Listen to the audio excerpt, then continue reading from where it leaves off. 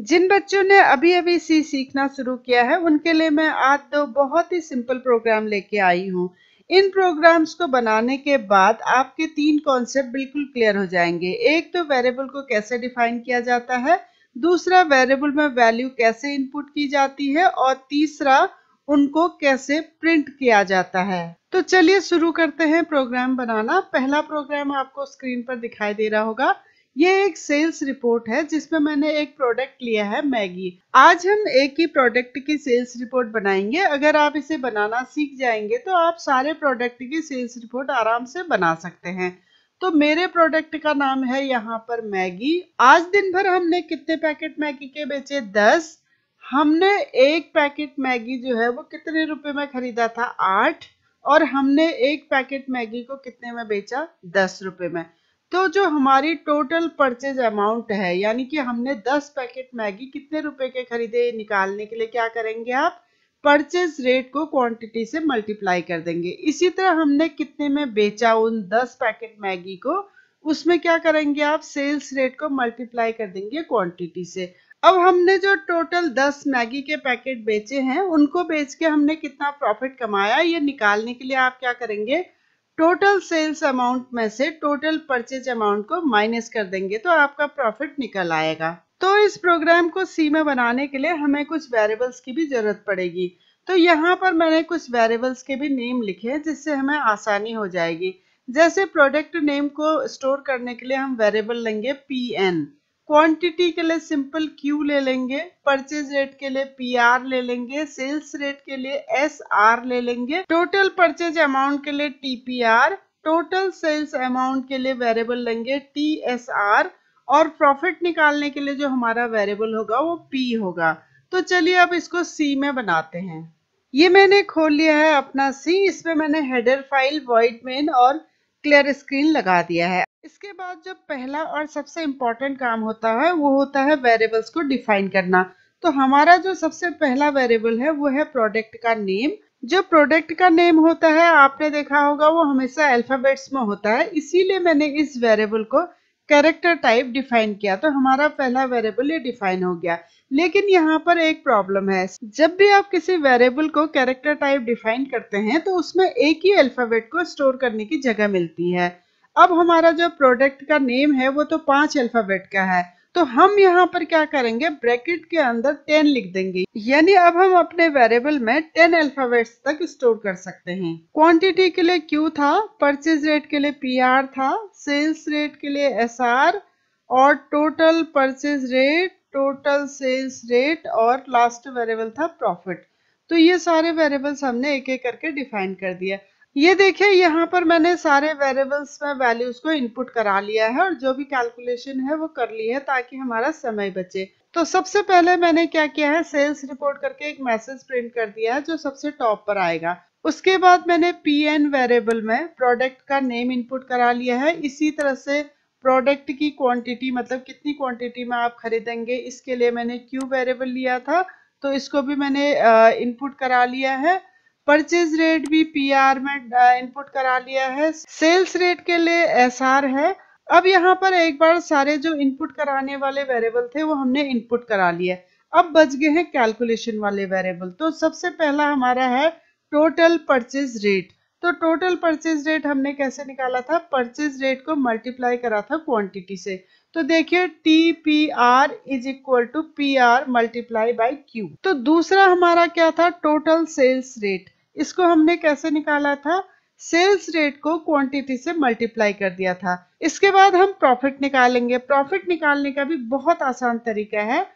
Total जो sales rate था आपका, उसमें से टोटल परचेज रेट को आप माइनस कर दीजिए, तो आपका जो प्रॉफिट है वो निकल आएगा। एक बार सारे वेरिएबल्स इनपुट होने और कैलकुलेशन होने के बाद आप कंप्यूटर को मैसेज दे रहे हैं कि पहले आप स्क्रीन क्लियर करो। तो इसके बाद हमने क्या करा है? जो जो हमने इनपुट कराया था उनको हमने स्क्रीन पर प्रिंट करा लिया ताकि हम रिपोर्ट देख सकें।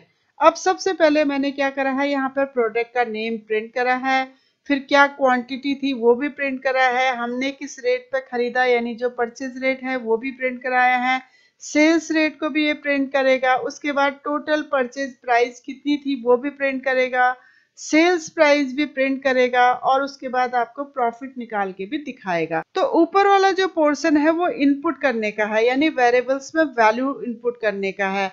जैसे प्रोडक्ट का नेम इनपुट करा, क्वांटिटी इनपुट करी, purchase rate, sales rate input करा। उसके बाद हमने कैलकुलेशन के जरिए 3 वेरिएबल्स की वैल्यू को भी निकाल रखा है और फिर लास्ट में इसको प्रिंट कर दिया है। अब मैं इसे आपको रन करके दिखाती हूँ। ये देखिए, रन करते हैं हम। सबसे पहले ये मांग रहा है प्रोडक्ट के नेम, मैंने लिख दिया मैगी। अब मैंने लिखा है क्वांटिटी, कितनी क्वांटिटी में आज हमने बेची, हमने 10 मैगी के पैकेट बेचे। एक हमने खरीदा था 8 रुपए में और हमने उसे बेचा 10 रुपए में। अब आपको स्क्रीन में जो हमने इनपुट कराया था और जो हमने कैलकुलेशन की थी उनका आउटपुट दिख रहा है। सबसे पहले जो प्रोडक्ट का नेम था वो मैगी था, हमने कितनी बेची थी, 10 बेची थी। एक का रेट था 8 और हमने उसको बेचा था 10 रुपए में। तो टोटल हमारी परचेज प्राइस होगी 80 रुपीज और हमारी जो सेल्स प्राइस हो गई वो हो गई 100 रुपीज। तो हमने आज प्रॉफिट कितना कमाया, 20 रुपीज का। तो ये थी मैगी की सेल्स रिपोर्ट। आज हमने कितना प्रॉफिट कमाया ये हमने देखा। अब हम बनाते हैं एक स्टूडेंट की मार्कशीट। तो इस मार्कशीट को बनाने के लिए भी हमें कुछ वेरिएबल्स को डिफाइन करना पड़ेगा और उनको इनपुट करना पड़ेगा। वो वेरिएबल्स कौन कौन से होंगे वो मैं पहले आपको बता देती हूँ। सबसे पहले होगा स्टूडेंट्स का नेम, तो ये कैरेक्टर टाइप होगा, अभी जैसे हमने बनाया था सेम रहेगा। दूसरा ये इंटीजर टाइप होंगे, हिंदी के मार्क्स, इंग्लिश के मार्क्स, मैथ्स, साइंस, कंप्यूटर, इनके मार्क्स को आपको इनपुट करना पड़ेगा। उसके बाद टोटल मार्क्स निकालने के लिए जो इनके वेरिएबल होंगे उन सबको हमें ऐड कर देना पड़ेगा। फिर हमारे जो भी टोटल मार्क्स आएंगे उसमें से हमें परसेंटेज को निकालना पड़ेगा। तो ये वाला प्रोग्राम भी पहले वाले प्रोग्राम के जैसा ही है लगभग लगभग। आपको इसमें पहले मार्क्स इनपुट कराने हैं, फिर उसका टोटल निकाल के उसे प्रिंट कर देना है।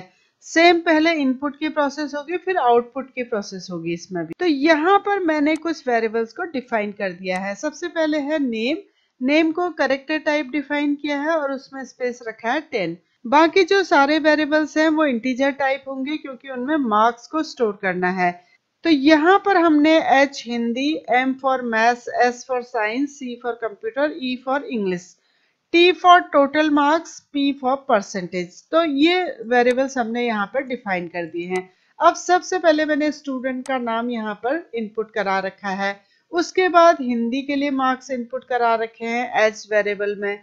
फिर इंग्लिश के लिए मार्क्स इनपुट करा रखे हैं E वेरिएबल में। इसी तरह साइंस के लिए करा रखे हैं S में और मैथ्स के लिए करा रखे हैं M में। और लास्ट में कंप्यूटर के मार्क्स C में इनपुट करा रखे हैं। अब बच्चा टोटल कितने मार्क्स लाया ये निकालने के लिए हम क्या करेंगे, T में सारे वेरिएबल्स का सम निकाल देंगे, यानी T is equal to H plus E plus M plus S plus C। ये वेरिएबल्स हैं हिंदी, इंग्लिश, मैथ्स, साइंस और कंप्यूटर के लिए। और उसके बाद हमने P फॉर परसेंटेज, परसेंटेज निकालने के लिए जो वेरिएबल लिया है वो P लिया है। आप लोग जैसे परसेंटेज निकलती है वैसे निकाल लीजिएगा। मैंने फिलहाल T को 5 से डिवाइड किया है क्योंकि यहाँ पर 5 सब्जेक्ट थे। उसके बाद मैंने यहाँ पर एक कमांड दिया है CLR SCR। इसका मतलब है कि जो भी हमने इनपुट कराए थे वो अभी हमारे स्क्रीन पर होंगे। तो हम कंप्यूटर को इंस्ट्रक्शन दे रहे हैं कि पहले आप उस सब को क्लियर करो, उसके बाद जो ये हमने आउटपुट यहाँ पर लिखा है उसे प्रिंट करो। तो सबसे ऊपर ये मार्कशीट को प्रिंट करेगा। उसके बाद क्या करेगा, स्टूडेंट नेम को प्रिंट करेगा, जो हमारा वेरिएबल है N, जो भी हम नाम इनपुट करेंगे वो यहाँ पर प्रिंट कर देगा। इसी तरह हिंदी के मार्क्स यहाँ पर प्रिंट करेगा, इंग्लिश के मार्क्स यहाँ पर करेगा और मैथ्स, साइंस, कंप्यूटर के मार्क्स हमने ये डिफाइन करे हैं। जहां पर डिफाइन करा है आपने, जहां पर इसे लिखा है वहीं पर ये प्रिंट करेगा। उसके बाद टोटल मार्क्स को भी हमने यहाँ प्रिंट करा लिया और परसेंटेज को भी प्रिंट करा लिया। तो ये हमारा आउटपुट वाला पोर्शन हो गया और जो ऊपर वाला पोर्शन है वो इनपुट वाला पोर्शन है। हमेशा किसी भी प्रोग्राम में पहले इनपुट ही कराने पड़ते हैं वेरिएबल्स को, लास्ट में उसे फिर प्रिंट कराना पड़ता है। तो एक बार इसे हम रन करके भी देख लेते हैं। सबसे पहले स्टूडेंट का नेम पूछ रहा है, मैंने यहाँ पर स्टूडेंट का नेम दे दिया है। उसके बाद आप क्या करेंगे, हिंदी के मार्क्स इनपुट कर दीजिए, इंग्लिश के मार्क्स इनपुट कर दीजिए, साइंस के मार्क्स इनपुट कर दीजिए, उसके बाद है मैथ्स के मार्क्स इनपुट कर लीजिए, कंप्यूटर के मार्क्स इनपुट कर लीजिए। इसके बाद आपको क्या करेगा, ये देखिए आपको वो आउटपुट में जो आपने प्रिंट करा था वो यहाँ पर इसने प्रिंट करके दिखा दिया। स्टूडेंट के नेम में मैंने एक्स एक्स डाला था, कुछ नहीं डाला था, तो ये वही दिखा रहा है। हिंदी के मार्क्स के आगे हिंदी के मार्क्स दिखा दिए, इंग्लिश, मैथ, साइंस, कंप्यूटर, और इन सबको टोटल करके इसने दिखा दिया है 417, और इसकी परसेंटेज इसने बना दी है 83%। तो अभी हमने सिर्फ एक बच्चे की मार्कशीट निकाली, ऐसे ही आप और बच्चों के भी निकाल सकते हैं। आज के दोनों प्रोग्राम उम्मीद है आपको समझ में आए होंगे। ये दोनों ही प्रोग्राम हमने अपनी वेबसाइट में भी दिए हैं। अगर आप इन्हीं दोनों प्रोग्राम्स को और विस्तार से समझना चाहते हैं तो आप हमारी वेबसाइट keepinspiringme.in में विजिट कर सकते हैं। डिस्क्रिप्शन में मैं इसका लिंक दे दूंगी। अगर आज का वीडियो आपको पसंद आया तो प्लीज चैनल को लाइक और सब्सक्राइब करना मत भूलना। Thank you.